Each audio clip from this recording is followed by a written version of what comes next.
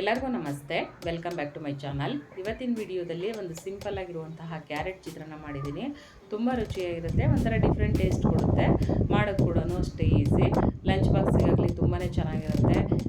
ಮಾಡೋವಂಥ ಕ್ರಮ ಕೂಡ ತುಂಬ ಈಸಿಯಾಗಿದೆ. ಎಲ್ಲರೂ ಕೂಡ ಒಂದ್ಸಲ ಟ್ರೈ ಮಾಡಿ ನೋಡಿ.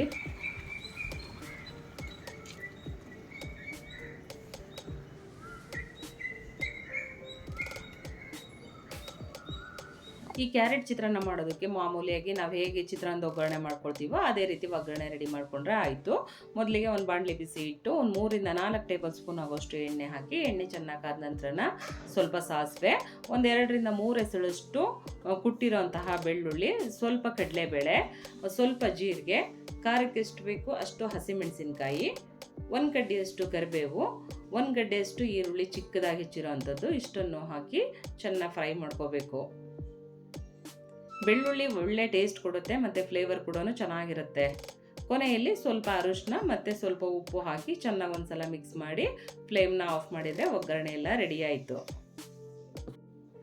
ನಂತರ ನಮಗೆ ರೈಸಿಗೆ ಎಷ್ಟು ಬೇಕಾಗುತ್ತೋ ಅಷ್ಟು ಒಗ್ಗರಣೆ ಹಾಕ್ಕೊಂಡು ಚೆನ್ನಾಗಿ ಒಂದ್ಸಲ ಮಿಕ್ಸ್ ಮಾಡ್ಕೋಬೇಕು. ನಾವು ಮಾಮೂಲಿ ಯಾವ ರೀತಿ ಚಿತ್ರಾನ್ನ ಮಿಕ್ಸ್ ಮಾಡ್ಕೊಳ್ತೀವೋ ಅದೇ ರೀತಿ ಚಿತ್ರಾನ್ನ ಮಿಕ್ಸ್ ಮಾಡಿಕೊಂಡು, ಒಂದು ವೇಳೆ ಉಪ್ಪು ಕಡಿಮೆ ಅಂತ ಅನಿಸಿದರೆ ಉಪ್ಪು ಮತ್ತು ಹುಳಿಗೆ ಎಷ್ಟು ಬೇಕೋ ಅಷ್ಟು ನಿಂಬೆಹಣ್ಣನ್ನು ಹಿಂಡ್ಕೊಂಡು ಇನ್ನೊಂದ್ಸಲ ಚೆನ್ನಾಗಿ ಮಿಕ್ಸ್ ಮಾಡ್ಕೋಬೇಕು.